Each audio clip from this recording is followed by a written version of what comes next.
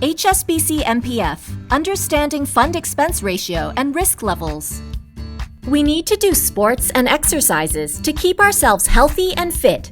And when we plan to join a gym, we make it a point to check out the gym's environment, equipment, and charges, factoring in safety and risk concerns.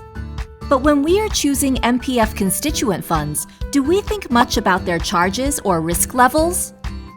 If you want to find out the level of charges of a constituent fund, check out the section called Fund Expense Ratio. Fund expense ratio is a ratio that measures the expenses of your MPF fund as a percentage of the fund size. The lower the fund expense ratio, the lower the total expenses of the fund in the past year.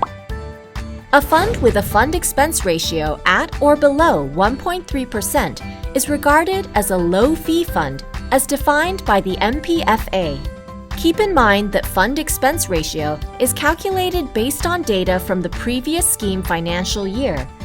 Therefore, the published fund expense ratio in MPF Fund Fact Sheet will not reflect any changes in fees, charges, or expenses in the current scheme financial year. The type of MPF constituent fund is clearly specified in the section named Fund Descriptor. Different types of constituent funds carry different levels of risk. The section named Risk Indicator has more details. You can compare the price volatilities between different funds in the past 3 years. The larger the number means the greater the fluctuation.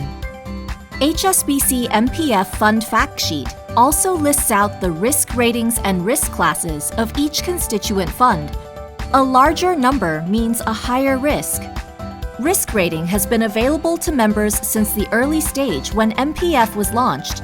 The risk ratings are derived from a combination of quantitative and qualitative factors, including price volatility, asset allocation, and liquidity.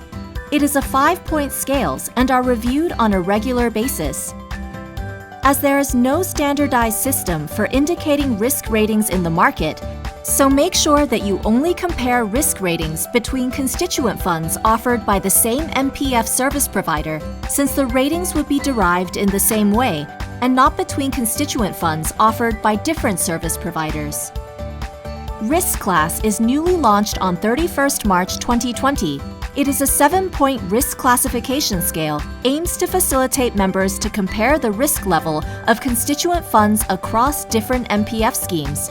It is classified based on each constituent fund's risk indicator, which shows the annualized standard deviation based on its monthly rates of return over the past 3 years, and the risk indicator of each constituent fund is available on the quarterly fund fact sheet.